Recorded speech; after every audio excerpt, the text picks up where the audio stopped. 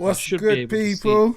Yo, we got a special edition of Quality Over Quarantine. Now, this is slightly different, yeah, because like all the episodes we've done already, yeah, have basically just been me chatting to my mates, yeah, and like people that, you know what I mean. I'm just can just chat to you, but this is like, and yeah, I'm fans of them as well. You know what I mean? You know what I mean? I'm fans of my friends, but this is I'm a genuine fan of this guest, which you already know who it is because I'm sure you can read the title. I'm not even gonna go deep into it, man. Scorzayzee, how you doing, bro? Yeah, what's happening? I'm good. Yeah, thanks for having me on, man. Yeah. Bless, man, bless. This is a true honor, man, a true pleasure. How you been though, man? How you been in this whole lockdown environment and the mad thing we've been going through? Do you know what? Yeah, like it's a blessing that I haven't got anyone close to me who's obviously suffered with COVID or whatever. Yeah. But yeah, so I always kind of ask my family, like, do you know anyone who's got it? Because it's really like the information out there is really, it's crazy, man. It's confusing. It's like mad confusing. It is, man. I feel like if they kind of done it in a way where it's like you kind of really gotta, if you're not a critical thinker and you're not someone who really does your own research, you're gonna find yourself in a bit of a in a place of confusion, like. And I feel, and I don't know, I'm not a conspiracy theorist or anything like that, but I just feel like they can't be this incompetent on purpose, man. Nah, it's like things can be like the way my brain works as well is like stuff. The way my brain works is if it's A, it's B. If it's not B, it's C. There's so much mist coming from the government. There's so much confusion. I don't know what's going. For the first time in my life, even I'm like, I don't even know what's going on. I don't even know what's going on. It's I don't know if they're doing it on. To me, I have I have my few theories in that, but to me, it sounds like they're being pulled in so many different directions by so many people. Like when they do present these presentations or when they've got like an announcement to make, they've got to make so many people happy that it's a bit like. Imagine trying to make like 10 people in your family happy and they've all pulled you aside on their own and gone, if you talk about this, and then you go into the room and you talk to all of them and they're all watching you and you go, right, I kind of don't want to offend him. I don't want to pee that guy off over there who funds my campaign. I don't want to pee those guys off and, the economists off. I don't want to, my voters. So they end up just going, well, maybe we could, maybe we couldn't, and it's just like like I wish they just have a pair of good ganulas, you know what I mean, like a pair of balls, and just say this is what's going on, because it's just I don't even look to the government. I don't even look to them now anyway for advice or anything like that. I think how stupid is it to like put the TV on every day and go, what shall we do? What shall we do? It is nuts, and I feel like the way that I guess it's the way I do things in life anyway. I'm just like, well, who's advising the government? Okay, this is what they're saying. I'm just gonna do that because to me, I'm like, that's probably the best course of action based on the facts we have at this point. But the way you just put it is like, it's so perfect. It's like they're trying to please everybody, and by trying to please everybody, they're pissing off everyone. Like nothing's working. And one of the funniest things was the teachers press conference, and they were saying like, we're trying to send teachers back to school. And they also advise them not to wear face masks, and it's like, wait, so everyone else is supposed to wear face masks in public, but teachers shouldn't? Like, so what, does the disease not work in schools, or is it? It's like, it's so mad, like the kind of things that they come out with. And the thing is as well, at the moment, I've noticed that people who used to talk about conspiracy theories now kind of hate the word conspiracy theory because they think, oh, that's so dumb. But this type of disinformation, or the way information has gone out over the internet, it opens its doors to conspiracy theories because no one knows what the plan is. So like if you've got like Bill Gates, who's all along has had a plan to vaccinate the world, and then all of a sudden he pops up when a virus comes out to vaccinate the world, and then all of a sudden you've got people saying no, 5G and COVID, which I haven't done enough study to know the connection between those two. But all I know is if you was a conspiracy theorist now, you'd be going, yeah, of course, 5G on every street. Yeah. They notice everything from your heartbeat to your body temperature. I actually read a cool patent online by Microsoft that they want to hook a cryptocurrency to a device either on your body or in your body that can map the areas of your brain that are being stimulated. I mean, if that don't open a door to a conspiracy theory, what will? Do you know what I mean? Yeah. It was like aliens. Then it was like I read David Icke before the internet. Yep. I had all his books. Same. And I used to listen to conspiracy types. Well, the CIA invented the term conspiracy theory. I call it alternative view. Yeah. I used to listen to that stuff on cassettes and stuff. Yep. And when you think about it, everyone's relishing in this conspiracy theory because it is what everyone's been talking about all the time. Yeah. And of course they're going to come out and say, well, you know, it could be Bill Gates. He might be the bad guy. And then you've got Trump saying, well, China's to blame because China might have tried to get out the trade deal, and the only thing in the contract was if a plague hits the world. I mean, who's not going to have a conspiracy theory about all this? Yeah. Do you know what I mean? It's a lot. It's going to be a couple, isn't there? It's definitely nuts, man. But I just feel like you're right. Conspiracy theories, the term has been kind of corrupted, and I just think like I feel like old school conspiracy theory was always based on let's do the knowledge and let's really research this to death. Let's really see what's really going on, and then you're then coming with sources and facts from all different sides, and then you can look at someone and go, yeah, that really does make sense. You've got concrete evidence for that, so you can say, all right, cool, that definitely happened, and the government conspired to do something which they said they weren't going to do. They told us it was one thing, it was really another. So we've seen examples of that like many times. But I feel like now what we've got is, it's like people are getting their facts from memes. It's like, this is my source of information is coming from some crazy Russian bot, and it's just like, come on, bro, like do the knowledge, and like, you can't just say, oh, I've watched some. And I mean, even like you said, I had all David Icke's books from back in the day. Like, that was me and my boys, Amos, Rams, like that was our thing. You know what I mean? We were deep into that. Big up Double Edge, like we were Behold the Pale Horse.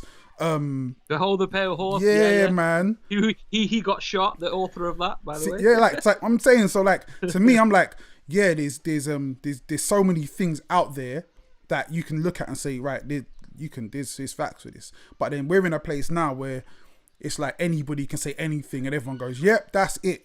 And it's and the funniest part of it, which I've mentioned many times, even on this show, is like people with conflicting conspiracies in their own mind. They're like, yeah, nah, no one's dead. All the deaths are all fake. And then they're like, yeah, it's 5G. Yeah. 5G's killing everyone. Are the deaths fake, or is 5G killing everyone? You can't have them both. Like, yeah, exactly. Yeah. Yeah, man, 100%. It's a funny one, bro. It's crazy. So anyway, man, go on. You know what? Saying about the old school when you used to read David Icke books. Yeah. Can you remember that Freemason cassette that went round where it said Madonna was saying she worshipped the devil backwards? Yeah, like that's.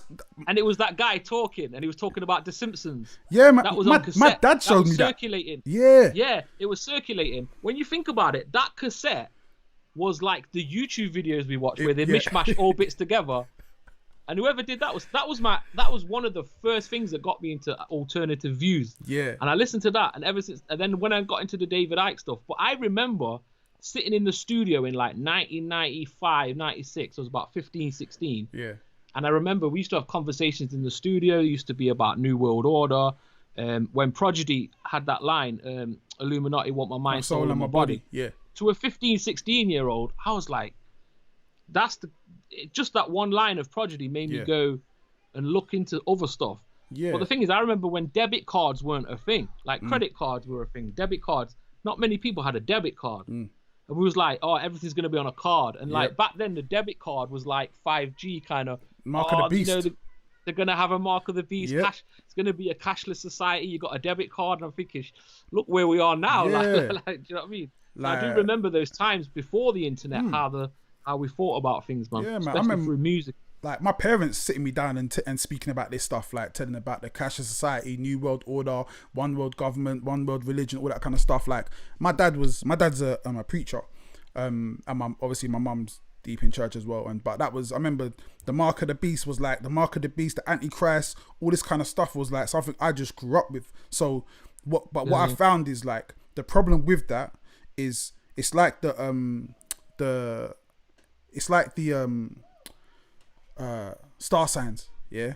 So like you're reading your star sign and you're like, yo, the mark of the beast is gonna be somebody with a dark t-shirt and a hat, and everyone goes, oh right, he's got a dark t-shirt and a hat, and it's bare, but it's like there's so many things when you talk about like old prophecies that can fit over that you can overlay over so many different environments, which is why you have a bunch of Christians saying that Trump is the Antichrist and another bunch of Christians saying he's the second coming. You know what I mean? Like the way that it's the way things are interpreted. So it's a mad thing, man. So going back to I know what you mean, because it's true, because you're talking about something that you can't see, so you can just, you can it's like seeing a face in the wall. You know what I mean? You want to see a face. Yeah, you see the face, but there ain't no face, but you see the face in the wall. I know what you mean, man. And we're programmed to see faces. Like, that's exactly what it is, man.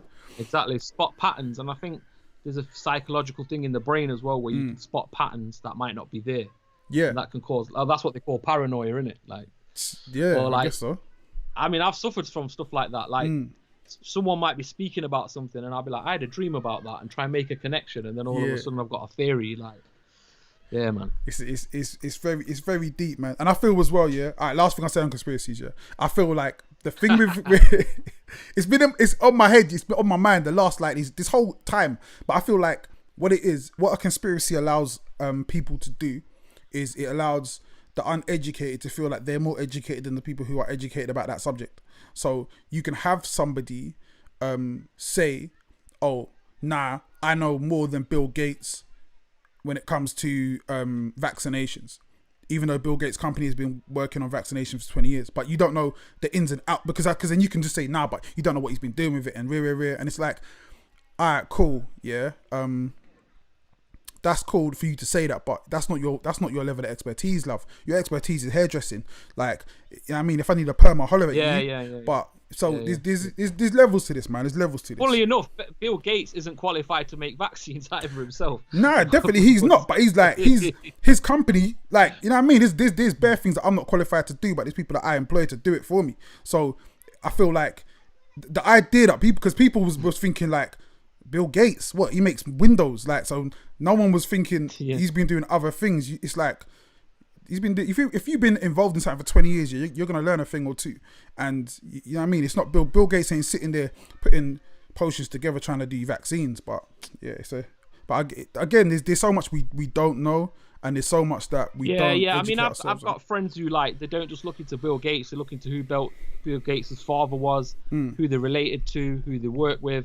I mean, the thing that got me about Bill Gates was he met Jeffrey Epstein multiple times after he was a convicted paedophile. See. So and then it was something to do with, I think it was Jeffrey Epstein he liked the eugenics, like the science of eugenics. He wanted, and then I think Bill Gates' foundation, they was trying to hook him up to get money off Jeffrey Epstein. Now, if you had like billions, and you was like the second richest man in the world, why would I go down to the road to a 2-bit criminal who's like the dirty old pervert down the road and say, yo, give me 50 quid? That's like that, like knock on his door and say, oh, forget about all the crime, forget that stuff that you've done. We know that was a bit shady, but you want to donate to my foundation £50? Like, something's not right there. And I love journalists that connect those dots, because they're the dots that the media, the mainstream media, they're the dots that people ignore. And people go online. I've seen people online going, well, they met up because of this, or they didn't just met up once, they met up like 20 times. And smiling in photos all together with all the other shady characters. It's like, nah, man, something going on there, bro. There's definitely something going on, man. You can't deny that, man. It's for real. So let's take it back to you in, actually no, let's go back before the studio, man. So where did you grow up, and like how did you get into the studio? Well, I grew up. My first house was in like a block of flats in a place called Sneinton in Nottingham. Right. Sneinton's like a little area in Nottingham. A lot of Muslims live there. It's mostly like Asians and then Europeans. So I grew up there till like the age of 4, and then I just moved just up the road, which was still in Sneinton. And then I got into music. How I got a love for music was just like through technology. So my mum just brought me a Sony Walkman, you know, the one with the orange foam ears. Yeah, man. So I got a Walkman, and then she brought me Thriller, which is still like one of my favorite albums. Probably might be my favorite album of all time. I still listen to it and hear things in that album now. That like in the mix, I hear different things. It's mad. But Thriller, I had Thriller, and then the other one was a tape of Hans Christian Andersen stories. Okay. So I think like 7 years old or whatever, 6 or 7, I think that's where my creativity and music influence was starting to, you know, form just by putting these headphones on. And my missus still cusses me now because I've always got my Dre beats in, like podcast or whatever. And you know what it's like when you're trying to speak to someone with headphones on. It's like they're ignoring you. But so it was more Michael Jackson Thriller. I had the Thriller jumper. I had the album cover on my wall. I learned all the lyrics. I had the video on VHS, which used to scare me. Like the werewolf scene used to scare me when I was a kid. Yeah, that was a killer. And then, so I had the Walkman, and then I had the Walkman for years. So I just you know, like listen to the radio.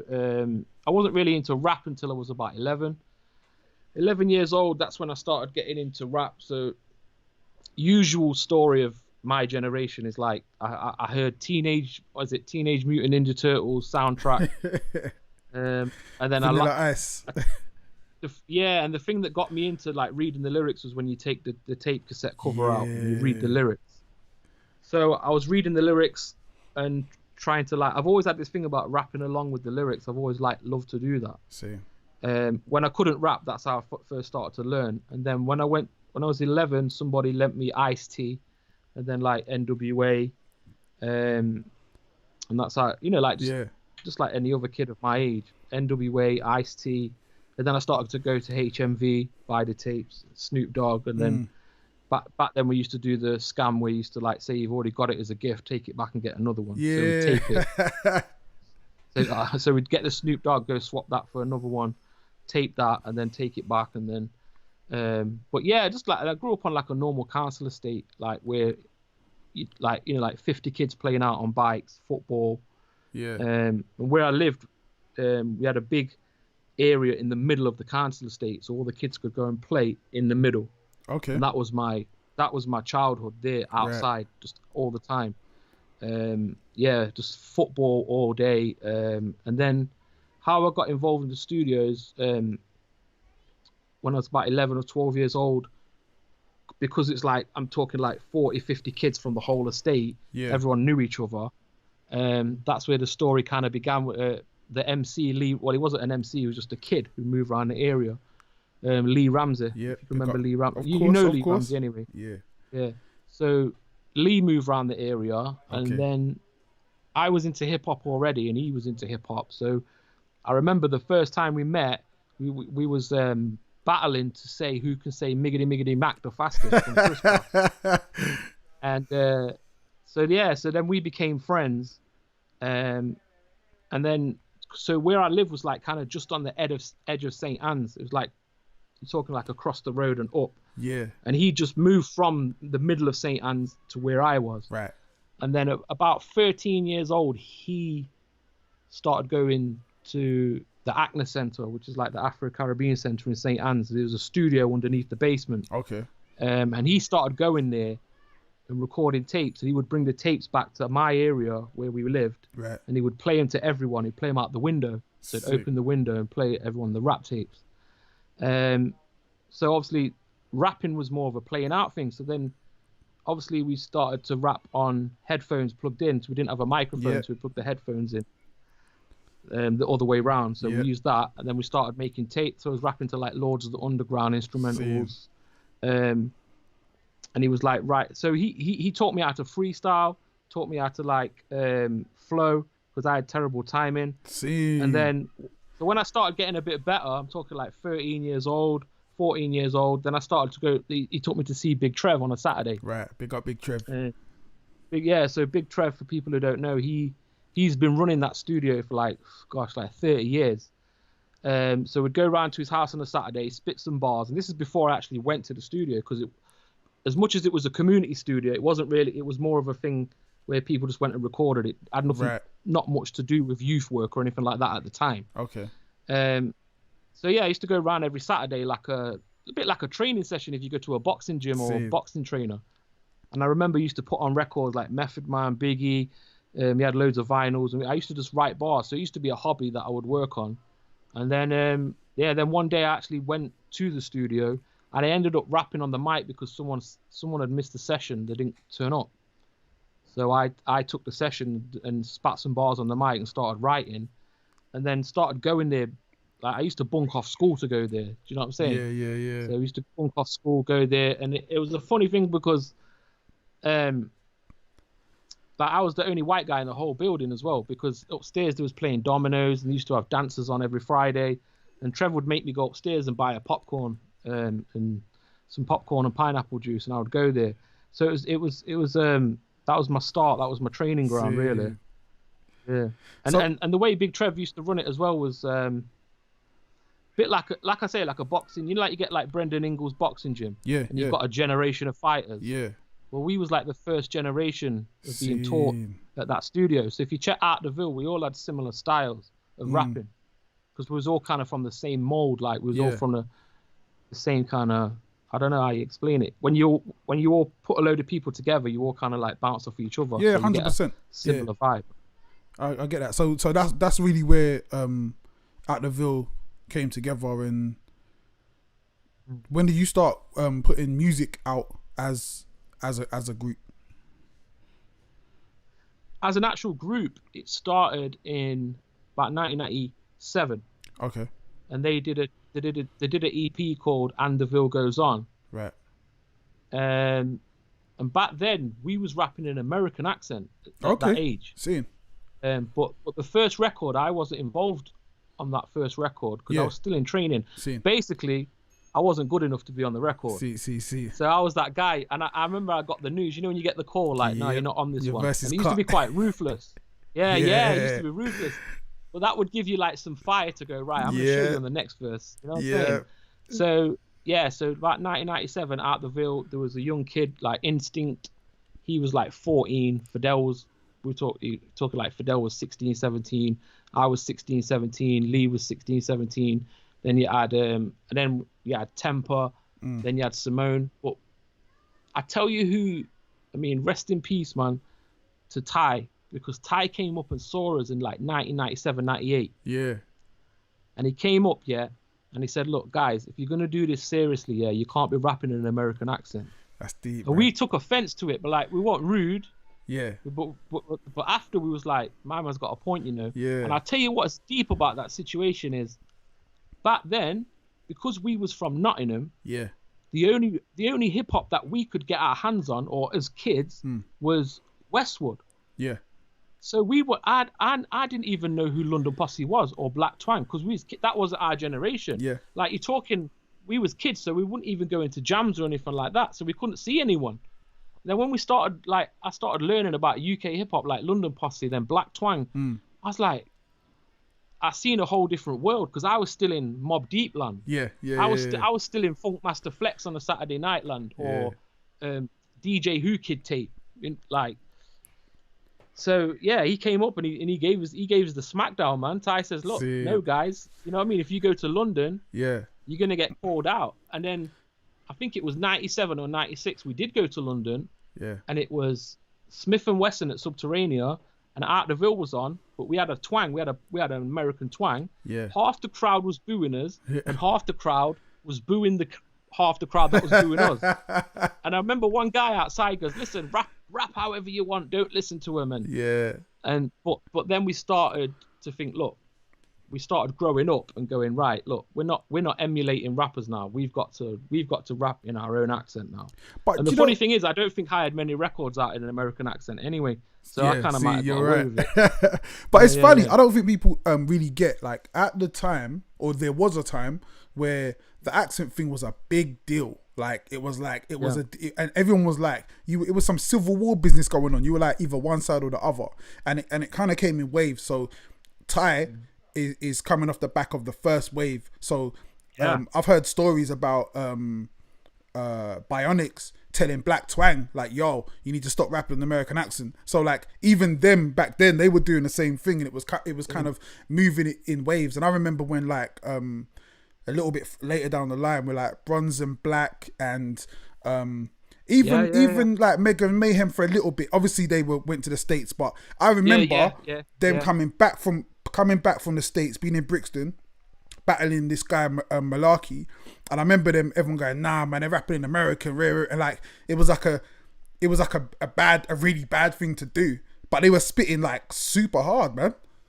Yeah, they were spitting super hard. I remember them times, man, because we had the I mean, you have it a lot now, like obviously rap beef, but we didn't have beef like road beef, but we had rap. We had a rap battle with those guys. See, yeah. I don't know if you can remember. Can you remember that? Nah, wait. So who was that with? Was that with SAS with Mega and Mayhem? Yeah. SAS. Oh, I'll tell you how that started. Yeah, and you know what? There were sick rappers, man. Like, I mean, there still are. Like, we went to do you remember the UK Hip Hop Awards? Yeah. I don't know if, there was like it was the first one. I don't know. It was, I can't remember what it was. Like a weird awards where it was the first ever UK Hip Hop Awards. We went down there, and them lot was outside in the Range Rover. Okay. And I didn't see him, but I think one of them offered to battle Lee Ramsey, and I think Lee didn't really know who they was, so he kind of walked off. And then they did the tune. They did a tune about Out the Ville, Rodney P. Scene. And at the time, obviously, they just come back from the States. So what's the perfect thing to do is to take the crown. Obviously to go and battle who's popping at the time. Which is what you do. It's hip hop. So they did a tune, and then Lee did one back. He did one over the Jadakiss Throw Your Hands Up beat. Westwood played it, and Lee said a sick line at the end. He said something about it was at the time the film what's that film, Bruce Willis, The Ghost, Sixth Sense. All right. And at the end he kind of went, shh, I see dead MCs or something like that. And it's kind of a sick line. So they came back with something else. So then we came back with we did a reply on the Bad Boy beat, Bad Boys for Life. And then 279 was playing them back to back, like hyping it up. That's cold, man. And then I think, what did Lee say? Lee's one of Lee's line was something like you like Kenny in South Park, I'll kill you every week or something like that. And then they had some good. So then 279 set up a cipher on live on radio. I'd love to find it. And then we turned up. It was just me, Lee, Big Trev, and the driver. And then they turned up with about 30 man. Yeah, of course. It was like the studio was packed in, and everyone could get like about 8 bars each. In. But they gave us respect, man. And the funny thing was when the records were playing live on the radio, SAS was rapping our lyrics. They knew them, and then we was cool. Like you know, I mean, it wasn't anything more than the music. It was nice. And then I remember one of them. I can't. Is it Mayhem? I don't know which one. Mega. It was Mega. Yeah. You know when you're about to do a cipher, he pulls out a rap sheet. Because obviously back then we had lyrics on paper. Yeah. Everything was paper. The phones weren't too flat. You couldn't write on phones then. He pulls out like a list about this long, and it's got about 1 million verses on it. And I looked at Lee and I thought, ooh. I was like, this is gonna go on for ages, bro. How many verses you got? And it was good, man. But it was good. It was good times, man. Good times. Those man on smoke. I think as well, like the attitude then as well, like especially them, because I always feel like obviously I don't want to go into them too much, but I always felt like they got like a raw deal, because they were way ahead of their time. They were doing something in the UK which no one was doing in the UK. And like, again, you're coming from it. They kind of did it backwards. Like a lot of us want to go over to the States and then do our thing in the States, but they had gone to the States, kind of got the sauce, got the swag, come back over here, and no one was really ready for it. So it was kind of like, it just didn't hit. And it's funny as well because it's like years later when I kind of really got into them more, I'm just like, I was really sleeping on these guys up because they were from they were around the way. I see them at basketball all the time, like, but never really gave them the respect because at the time it was like they're not lyrical, and it's like now as a in this day and age to have that mindset, like it's nuts, man. I think the first time no, they did. I remember the special delivery one, wasn't it? On yeah, Hot 97. That's crazy. But like, and Busta Rhymes was picking it up. Yeah, head of the time, man. Head of the time. Super. So I think the first time I heard you properly or really took notice was on the Word Lab 2 album. We Just Don't Care, and it was I think like everyone has this thing, like when you're a rapper, you kind of see yourself as, you know, I'm the best in my area, I'm the best around me, whatever, boom boom boom. And so hearing your verses on that was like, oh damn, okay, cool. There's another level to it. There's like I've been good, but there's another level I have to go to. And to me, I've always like, before we did this, before we came on here, I was kind of going over some of your old music, and I found this thing on YouTube where you just spit like 100 bars, and it's just like back to back to back to back punchlines, flows, everything. To me, that's like, I say this is with Tony D the other day, there's levels to the pen game. Did you always know, or did that come easy to you, or is that something that you really worked towards? I was whacked for a long while, man. I think it was mostly, it's the one thing in my whole life that I've ever mastered, if that makes sense. See. Like, you know, that one thing that you've like, I mean, I'm not saying I'm a master, but it's the one thing that I get obsessed with. Like, I can't, I can listen to a beat for 6 hours and it has to be right. And it's like, for me, it's always been, it started to become like a puzzle. Right. Yeah. I've got to work the puzzle out, and I've got to put things in that puzzle to make it perfect or make it good. And like you say, but it's good because you can spot that in other MCs as well. Yeah. It's like, so you could, so like you at a certain level with yourself, you'd be like, I'd have done that differently. I'd have said that, or I'd have put that word there, or I'd have rhymed that differently. And it's like an art form, and it's a thing of like, I've always liked to, I've never had good timing, but it's the one thing that I tried to work on the most, was actually riding not just the beat, but the instruments in the beat, and the vibe of the beat, and the key of the beat, in a very musical way. But yeah, man, it's the only thing really that if I ever find myself down and out, I'm still the guy who's down and out, but it's like the kung fu master. Like, you know what I mean? You know, like it's the one thing that I was never really into. Like, I never really DJ'd. I never broke, you know, like I never did breaking because I'm too fat. I can't break dance. I was never really into graffiti. But the one thing I did was study rappers and study flows and study bars, and you always have that top list of like, they're the elite. Do you know what I mean? I always wanted to be like the elite. Whether I am like the elite, I don't know, but like I'd always like look at them and go, why are they like that? Like, why does he sound better than him? Do you know I think you are the elite, and I think the reason is like, so as you say, there's that thing where you're listening to an MC and you'll go, nah, you should have put that there, or I saw the lead up, I saw why you rhymed that word because you were looking for that punchline. And to me, the more places you can see that, to me, I'm like, you're not really there yet. You're gonna get there. When I listen to you, when I listen to Chester P, I listen to Remus, Kalashnikov, like it's something different. It's like, damn man, why did I think of that? Like, like, and there's only a few guys who do that. And again, it makes sense that you're saying it's something that you've really really tried to master and really looked at different angles, and I think that's really like the difference between somebody who can rap and someone who is really an elite level MC. And I also don't think elite level MCs get the credit. Big up Tony D is another one. Get the credit of like, it's hard to do. Like, do you know how many this week I've done probably maybe 16 verses.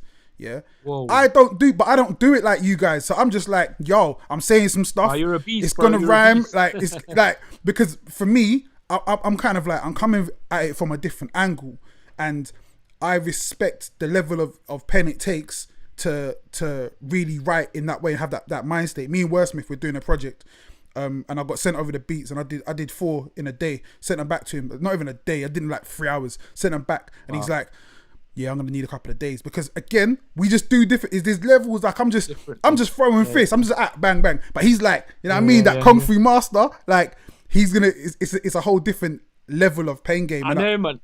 Yeah. I mean, I watch your Twitter, man. So, like, yeah, I don't always like everything. I'm the shadow guy on Twitter, man. I just scroll through because I don't, you know, like, I don't know why I do it, but I just keep my, you know what I'm saying? You got to keep the stock rising, don't you? Yeah. If I'm out there too much, man, your stock value can go down. But I always see, like, you say stuff like, I wrote 25 songs. I'm like, what? When? Because I've got this weird thing, man. I don't know where it comes from, but when I write. When I do projects. They're never forced or planned. I don't know. Yeah. I don't know where it comes from either as well, to be honest. It's a mystery. Like I could be having a bad week, sit down and write something, and then not write anything for 3 months. But yeah, see, I can get like that, but not that long, only because I've always got, it'd be like a feature track or something. And with feature tracks, I don't really put a lot of stock into, but they always, and I think with me, I'm the kind of person that the less effort I put in, the more natural it sounds, and the better it becomes. I can't even explain it. With my stuff, like with albums and with album tracks, I've got this one track I'm supposed to be doing with Harry Shotter that I've been sitting on for about probably 6 months, because I know I'm gonna have to go in. Like I can't just. Wow, yes, the shot. Yeah. You know what? I just sent Harry Shotter, man. If you're gonna step up with Harry Shotter, woo, you gotta come. I think I've written 4 verses for that already, over, because he sent me the verse maybe like a year ago, maybe even longer. And for this, the beats changed a few times, and I think I've probably done about maybe 4 or 5 verses. But what he did effortlessly in however long it took him to do it, like it's such a high level. And again, it's not something where I can just go. It's true, man. So, like Harry Shotter's got like a button like Super Mario, isn't it? Right, he just grows into a bigger Mario, and then all of a sudden you press a rocket and he just goes zoom. This is crazy, like, man. This is crazy. Level of level of technique. And it's funny you saying about timing was never your strong point, but I always feel like your timing is impeccable. And again, it's something that it's not something I listen for, but when it's off, I hear it, and I'm like, yeah. Oh, man, it's got to a point now where I can tell the difference between the timing of an MP3 and a WAV. It's like if I send you an MP3, the timing thing, man. It took a long time to because I noticed that all the top rappers, they sit in nice pockets and they've got amazing timing. And part of our training at the studio at CRS, even at the Acne Centre before it was CRS, was dropping the beat out. And then trying to catch the beat. That's crazy. Nick Stez, who produced a lot of my old stuff. Nick Stez used to drop it out for like 30 seconds. Jeez. And then we figured out what the secret was. It's not to carry on rapping while the beat stops and then come back in on the same tempo. It's about catching the beat. Yeah. So it got to a point where we would practice, like, can you remember Redman, Tonight's the Night? And it's got like a weird intro. So it kind of goes. It drops really funny. Yep. So it's catching beats like that. I tell you one other beat that I used to practice catching, but I don't even think Nas caught it, is the John Blaze intro. Yeah. Like it's got a violin, so it's like there's no drop. And we used to do stuff like that, catching beats and flowing to different beats and sitting in different pockets. And it's that one of that thing that if you're in a good pocket, you'll know, because the rapper will be doing that with his head. Yeah. Like when a rapper's in a good pocket, Charlie Sloth on Fire in the booth, you've seen shaking his head. And the more you do that with your head, you're more like you're in that beat, you're in the zone, you're in the pocket. Like Royster 5'9", he really sits in the pocket nice. Crazy. And Elzai. Yeah. Oh my god. Yeah. Crazy. Like, he's underrated, man. A bit of that, you know. Elzai's got a normal 9-to-5 job. It's madness. You say that though, but a lot of these, especially like the Americans, some of them just be chilling, man, and like just making that independent money can really do wonders. But yeah, Elzai's definitely. Yeah. I think at one time Elzai was probably one of my favorite rappers, man. Like there was a time when I was just like, Yeah, he's one of my favorite songs ever is "Love It Here." That's like one of my favorite songs and has my favorite line ever, which is "Such an ugly game, why it look beautiful from afar." Like when I heard that, I was just like, "Oh my days!" Like it's crazy. Let's talk about there's so much I want to talk to you about, yeah. But I want to talk about Great Britain a little bit, yeah. And about you getting banned from Parliament and all that. Like what happened with that? Yeah, Great Britain, man. It was I was going through some stuff, man, myself. Obviously, that's well documented, so I don't want to go into that on this interview because I end up going down that road every time. But that was just I was an angry kid, man, and I was angry. Like I said, I was reading like David Icke books. I was reading, I was listening to the tapes, like theories on tapes, and I was reading like obviously reading about the Knights Templar, and I could just spot something was bothering me, and I wrote it all in Great Britain, and it's one of those things that I don't think I'll write another tune like that again because it was so like one stream of consciousness. I don't think the pencil lifted off the paper. It was written really quick. It was written really fast, man. So to be honest, the story of that is there was a studio session booked for like I think it was like 9 or 10 a.m. in the morning, and when we used to do a lot of our recording, we didn't record at the actual studio, the community centre. We recorded it in a more better professional studio. Right. So the session was booked, and there was this thing where Trev used to send me beats and stuff, and we'd work and we'd do tunes, and he would say, "Oh, write a couple to this one or maybe that one, and we'll put it out."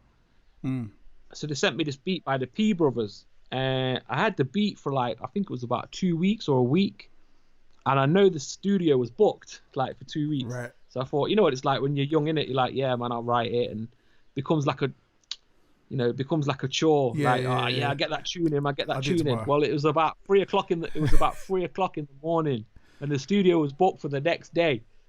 So I remember Trev, because me and Trev, like, if you don't know Trev, man, he's like the type of guy that you can ring at 2 a.m. and he's not now, but back in the day, like, like he's always on the, just talking like that.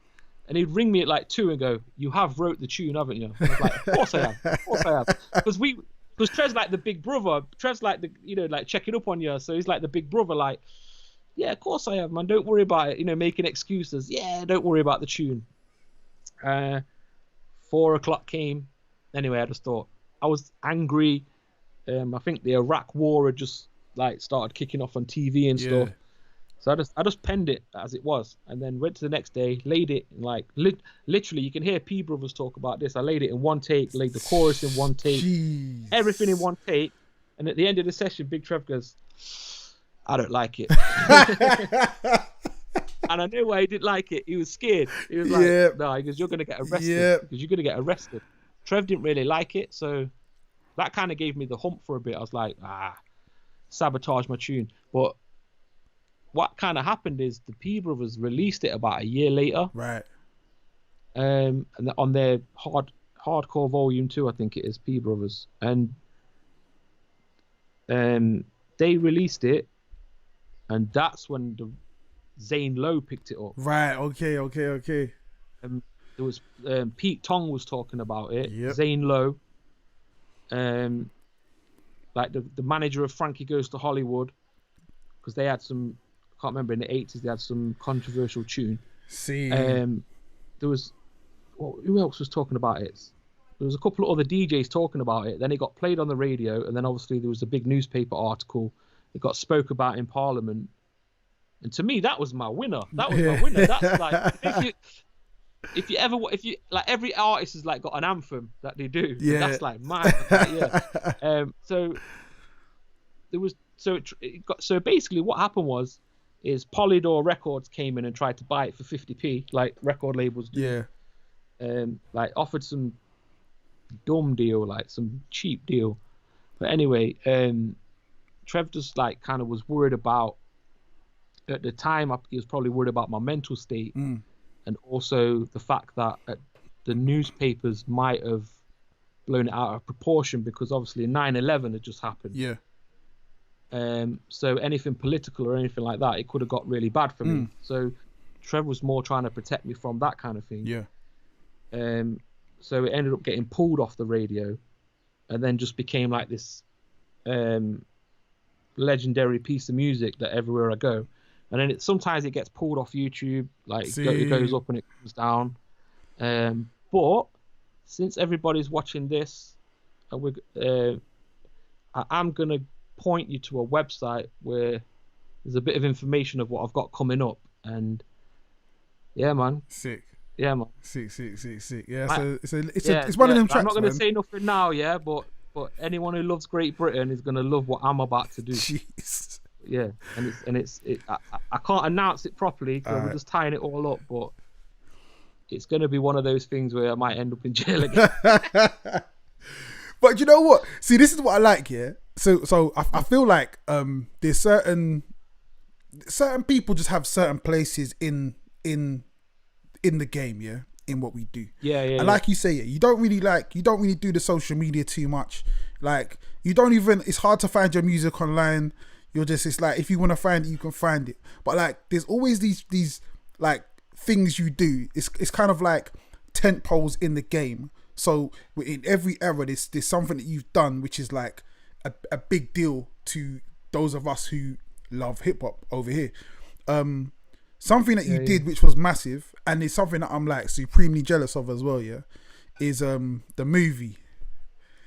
The LaDonka Scorzayzee. Yeah, man. Like, because, and you know what's funny, right? So when it first came out, yeah, my sister-in-law, she was like, so she must have hit me up and was like, I just saw this film, yeah. Have you heard of Scorsese? I'm like, yeah. What do you mean, like Scorsese? Yeah. How have you heard of Scorsese? What are you talking about?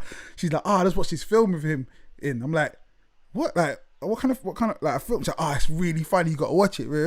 So I was like, all right, cool. So and at the time, it got quite a lot of press, but somehow I just kind of just missed it, and then it was getting a lot of press and whatever.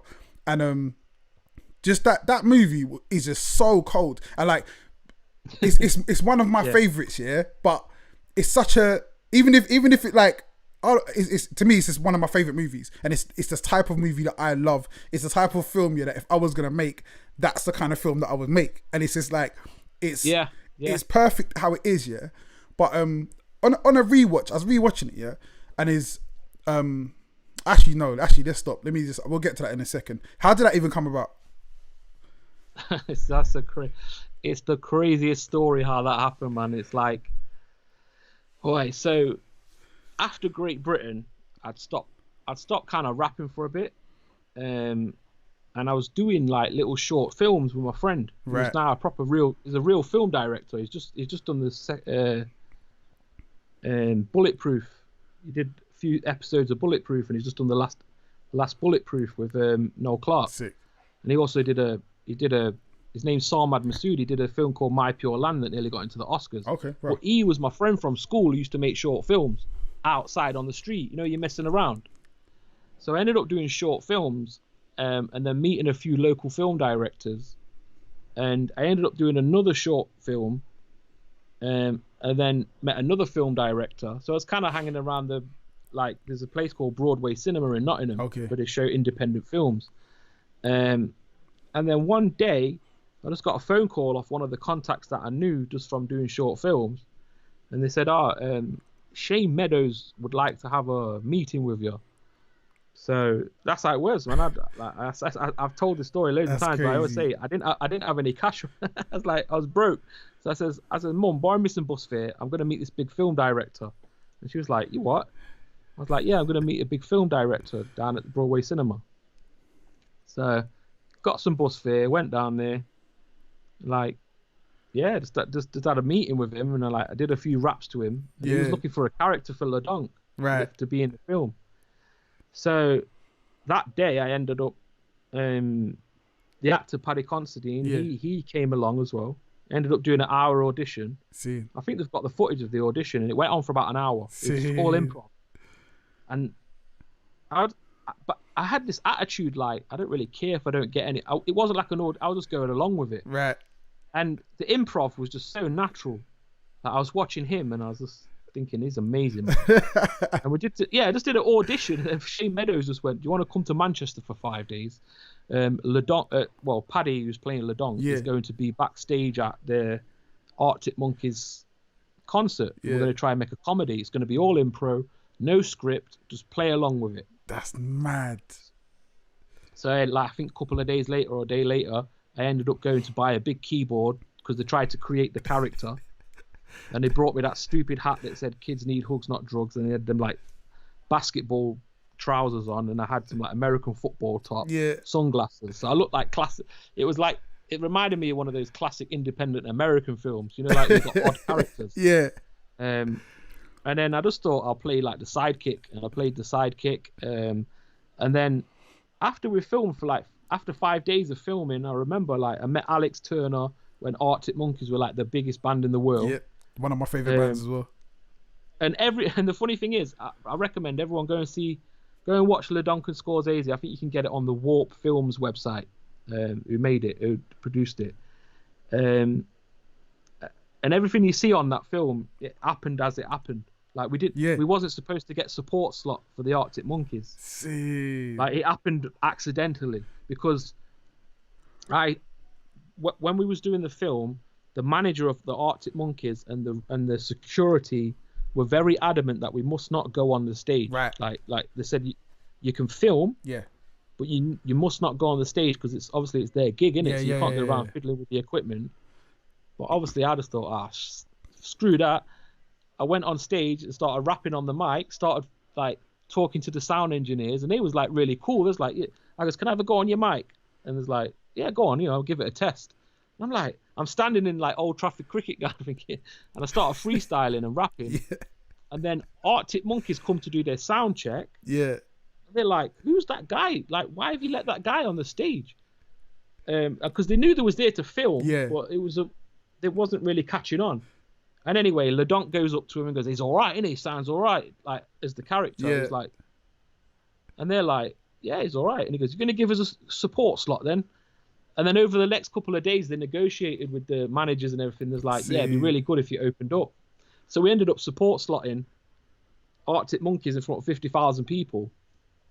It's bonkers. It's nuts. And they filmed it all. So then, if they don't say the film doesn't happen the way it happens. That's crazy.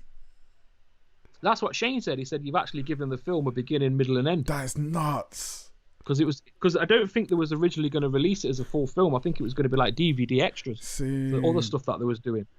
And then it actually went quiet for about a year after they made it. Right. And I did think at some point, I thought, nah, they're probably not going to use this, And then I got a call off the promo team, and they said, "Look, it's coming out, but it's going everywhere. They're going to push it." So I ended up doing Sky News. I ended up doing Jonathan Ross. Well, they did Jonathan Ross. We ended up doing, like all the top interviews with all the top film people. Yep. And they ended up doing a party with a lot of actors were there, and they launched it.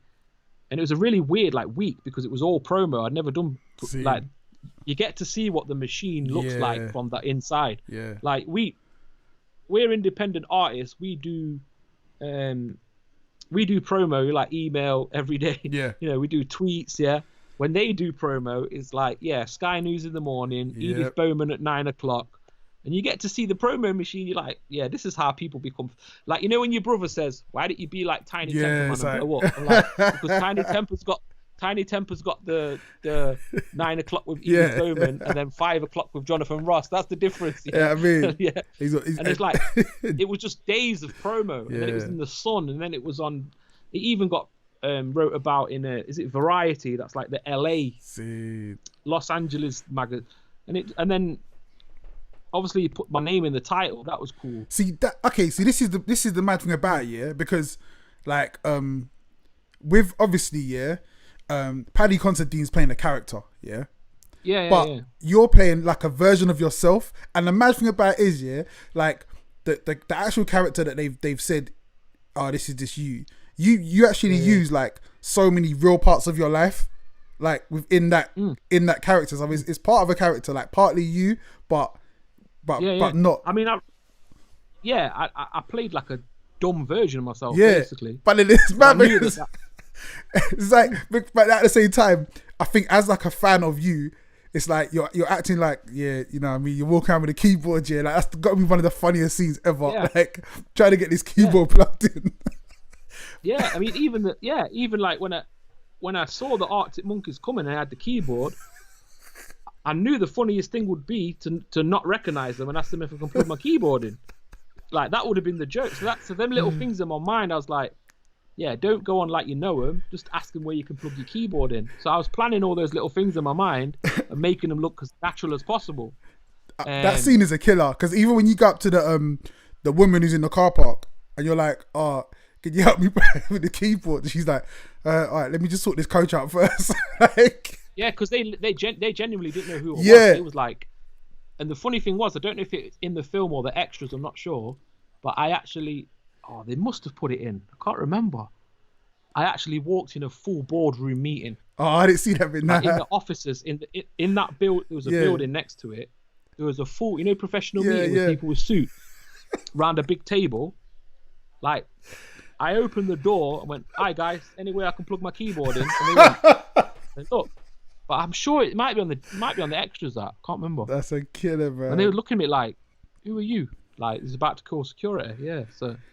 But you can tell like the freestyle bit when you're just going off the top, like that's part. Yeah. You can tell that's like a freestyle. But then the part when you're in front of the crowd and you're just spitting bars, like again, it's such a weird kind of like it's I don't know, man. It's like a weird figure because it's like again you're acting like a dumb version of yourself, but then you're just spitting the coldest bars. Yeah, the interesting thing about the bars, I mean, the bars I was spitting on stage was off the Freestyle Frenzy with Joe Buddha. Yeah. With there's a record called the Freestyle Frenzy for people who don't know. It's got about 20 MCs on, and they all do bars. But the reason I was spitting those verses in the film, so I just wobbled the mic. The reason I was spitting those verses, if you remember, like I've only just got the audition. I haven't rapped for years, so I had to get all my old material back to have something to rap in the film because I was like, because I hadn't written for like probably 4 years, 5 years, so I had to bring all like I was rapping Creps in the hotel room and get onto Creps in a minute if you want, but it was a weird I had to like panic learn everything. And the funny thing is that scene where I'm on stage rapping, if you notice the beat is one of those built-in beats on a really cheap keyboard. And it was the only hip hop beat on the bloody keyboard. So, so I had that beat on for like 10 minutes because it was the only one. And the crowd are looking at me like, "What the hell? What are you about?" Nah, there's some classic lines in there, man. There's the what's it called? On a stage dive, and he's like, "Nah, not for me, you won't, mate." He's such a talent, man. He's such a talent. And he actually did. Paddy Considine actually did an impression of me, and it was really weird to see me. I think he's got this natural. Some people have got that natural thing where they can do impressions of people straight away, and he did me like to a T. It was like, man, that's cold, man. If you haven't seen that, guys, you need to go see that film, man. You need to see it. It's incredible. And I just think it's such a good look as well, man. It's just like I can't think of you. Actually, you must be the only UK rapper that's been on like a feature film like that. I can't think of many others. I mean, you had a few. Obviously, a couple of the grime guys have done it, but and I think the beauty of it as well is it's not your typical hip hop film. It's such a good film. There's like so many parts in there that are just like super relatable and like obviously not going to give the game away the whole film, but like there's certain moments in that film where you're just like, yeah, man, it's deep. And I think one part as well when he says, yeah, man, he just converted to Islam, and then you start reciting the Quran, like that's like it's chills though, bro. It's just chills. It's just like, because at the same time, he mentions loads of stuff as well. There's things that you've mentioned in the past about going through depression and all that kind of stuff and losing weight and all that kind of stuff. Yeah, it's like they just throw it in the film, like yeah. But it's just like because he actually asked about me and stuff. So in order for him to do his job, he had to know about me. So Yeah, man. And the funny thing is, when I did that, like a verse from the Quran, they had to go to like an imam to get it officially stamped as if I'd Seeing, done it correctly, yeah, so that I don't get like banned yeah, or people don't say, "Oh, you did it wrong." This it's a yeah, And yeah. the imam goes, "Yeah, he said it correctly, man. So you're good." Wicked. But you wouldn't think little things like that they would have to ask permission for, like when they're doing it. Um, but yeah, man, it's. I tell you what, bro. Throughout my career, like I've always been independent, never been signed, but I've done some things that you could tell your grandkids. Yeah, but I really relate to that because I'm kind of like Yeah. I'm in the same way. It's like I end up doing Same. certain things. I'm Yeah. just like, yeah, without anybody helping, you just end up doing some crazy things, and it's good to see, man.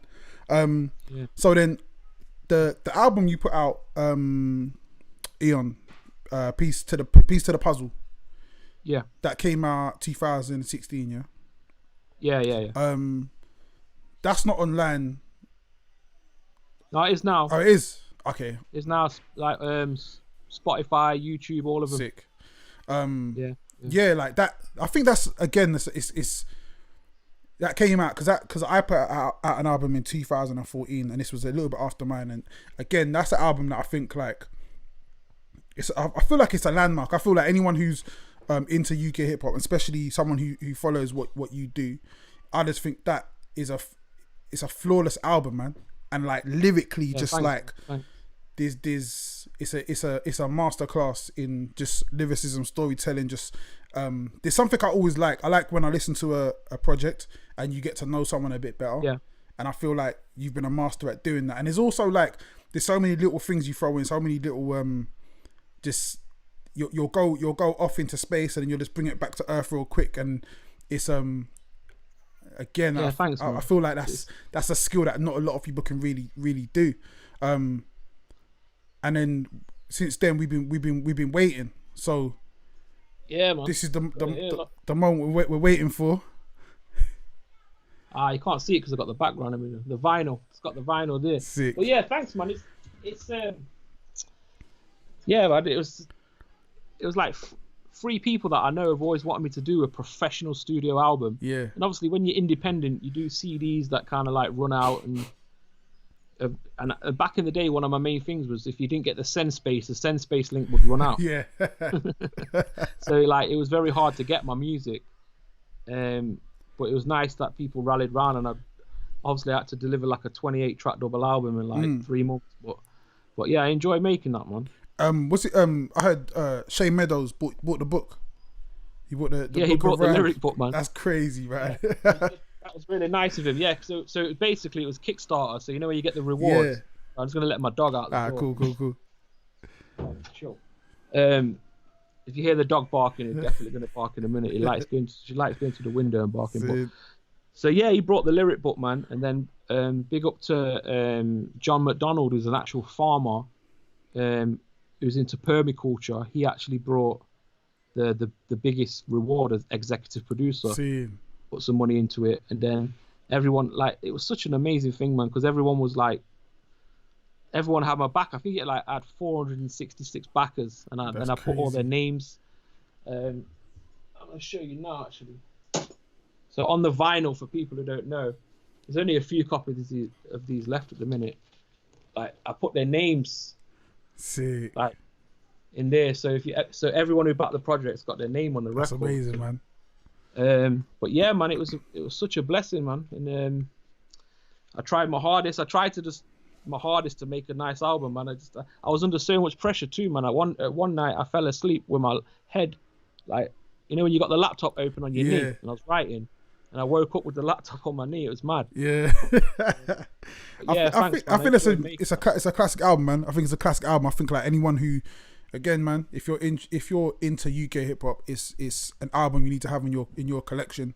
And also as well, I feel like music it can become quite throwaway, but that's, to me, it's like when you really make something that's of substance, it lasts forever, and it's something you can properly like really re-listen to, and it's also something you can tell that you just put a lot into, and it just feels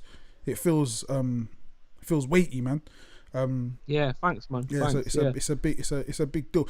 So Did you do a lot of production on that album as well? No, I didn't do the production on that one. Okay. A lot of the producers there was Nick Stairs, there was Juggernaut, Juggernaut doing big things from Nottingham. There was DJ Fever, who's like a really sick is sick on the MPC, he's a sick DJ. And DJ Fever did a lot of our old like Out the Ville stuff as well.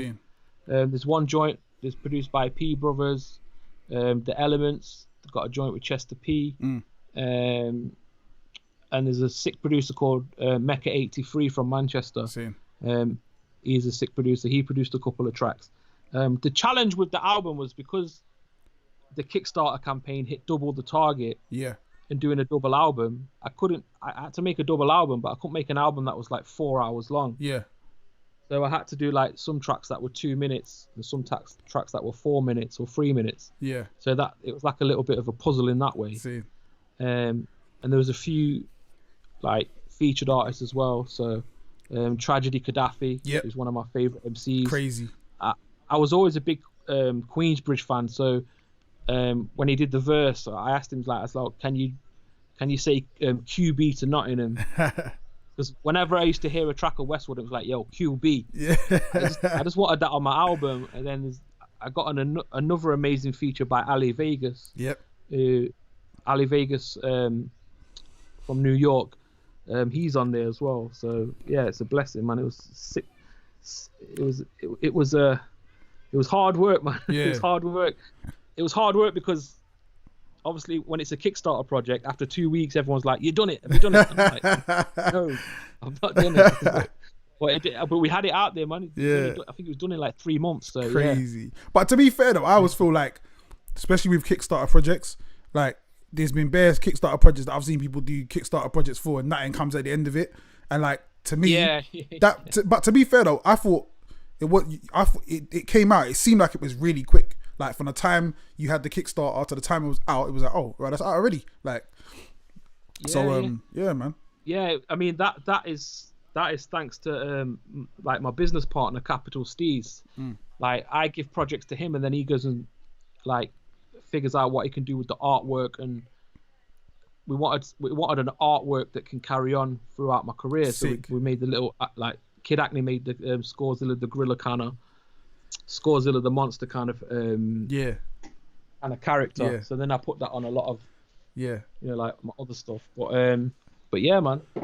That's cool, yeah, man. You can see. In fact, he's just done me a new Kid Acne's done me a new character. At the end of this interview, everyone who's watching this or fans of Genesis Elijah, your UK HipHopUKtv, you're gonna get an exclusive link to see my next thing that I'm releasing. I'm supposed to be released on Friday, but we've moved it forward because, well, I'm supposed to be releasing the official video on Friday. It's a lyric video, but you're gonna get a glimpse of it today. Sick.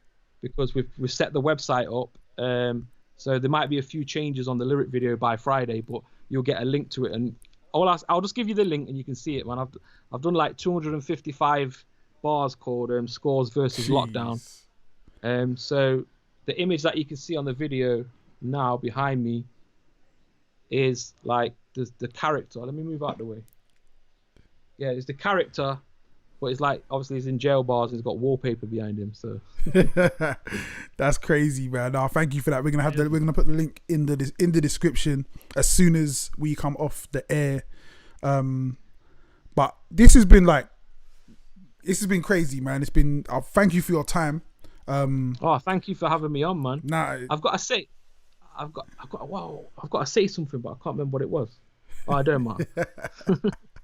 Nah, man, it's been like a pleasure. Like I said, all the other interviews I've done have been just people that I get to speak to a lot anyway, but I've never got to actually just talk to you about certain things, and like talking about that film is something I wanted to speak about for time. So yeah, it's mad because we've even been on couple tunes together as features as well. And we kind of like talk to each other on Twitter, like every now and again, just in replies. But I've never spoken to you like, like on the phone or anything like that. So yeah, man, it's been a real pleasure. As I say, we did that. Like big up to Britus and Kane, man. We did that one with that Joel Ortiz was on it. Innit? He did. We did the next one with Amy True and Tom Caruana. Yep. Do you know what? That was a massive one for me, man, because he was like, I was just chilling, and he was like, Tom every now and then he'll email me like some beats or something, and he emails me, he's like, I got this track with you wanna jump on it? I'm like, who's on the track? Like Amy True. Alright, cool, that's my girl. Like, wait, you got Scorzayzee on the track? He's like, yeah, do you wanna jump? I'm like, what? Like, give me the beat, man. Like, just jumped on that super fast, and yeah, it was massive, man. Like I said, I'm a fan. Yeah, he is. We actually got an album coming out. Me, him, and Wordsmith. Sick. I don't think I'm supposed to be telling everyone about, but I've been telling everyone about it. Like, Tom Caruana is sitting on so many gems. It's unbelievable. Crazy. Like, there's one with me, Phonetic, and Leaf Dog. Jeez. He's like, I don't know if I'm letting out his business now.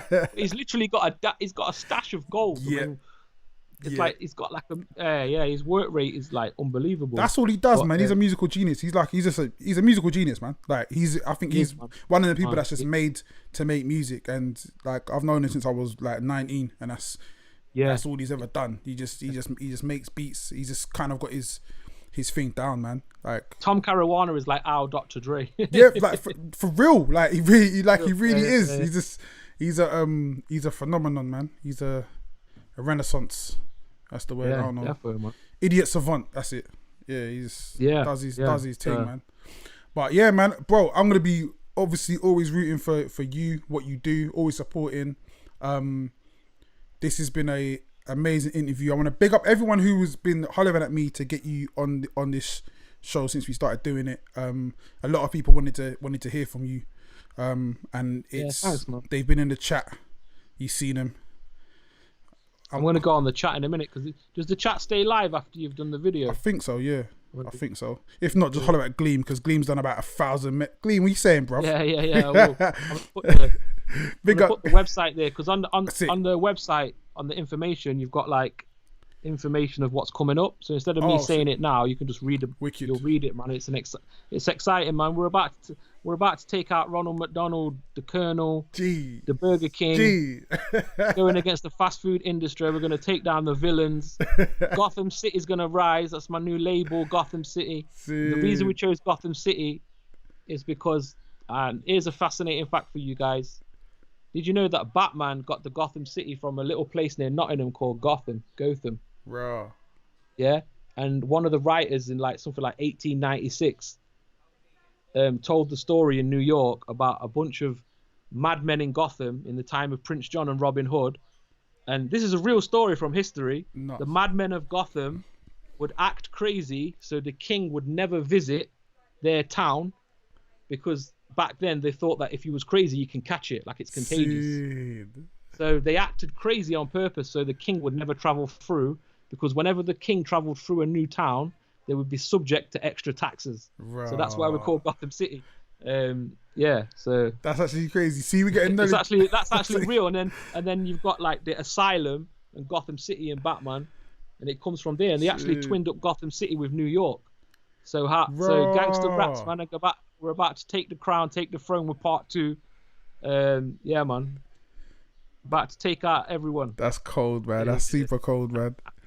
That's super cold. But brother, nothing but love. Nice like we could have done. I had a whole bunch of other things I want to talk about. We could have done another hour, man. But let's do part 2 one time. Then. we're gonna have to do that once this lockdown's done, man. Like, get into the studio, do this properly for real. Yeah, we'll just do it, man. Whenever a new conspiracy theory comes out, let's chop it up on conspiracies, man. Let's do it. I love alternative news, man. That's big, man. Thank you very much. Thanks for your time. Anyone else you want to shout out? Yeah, man, just shout out to everyone watching, man. I want to give a shout out to Gleam. Gleam is in the chat. Big up to Cameron. Yeah, man. Shout out to Genesis, Elijah, yourself, UK HipHopUKtv. Yeah. Bless, man. Bless. Nothing but love, man. Thank you, brother. Thank you. All right, guys. Hey, yo, make sure you keep hitting us with the subscribing. Keep subscribing. Keep hitting the likes. Keep sharing the video. Let people know we're out here doing this thing. This interview is like up there, one of my favorites. Like I said before, bucket list is mad. But hold on, wait. Your mic's mute. Hold up. Go. I got to say one more thing, yeah. If you want to hear the exclusive 255 unauthorized bars, Scores versus Lockdown t-shirt, yeah, Scorzilla.com. That's it. You heard it here. You heard it here first, man. Scorzilla.com. You can go now and look at it. Scorzilla.com. Exclusive. I'm going to be there, so I'll see you up there. Guys, stay blessed, stay safe, stay in your yards, or don't stay in your yard. I don't know, whatever boys tells you to do. Do what you want to do. I don't really care. Peace.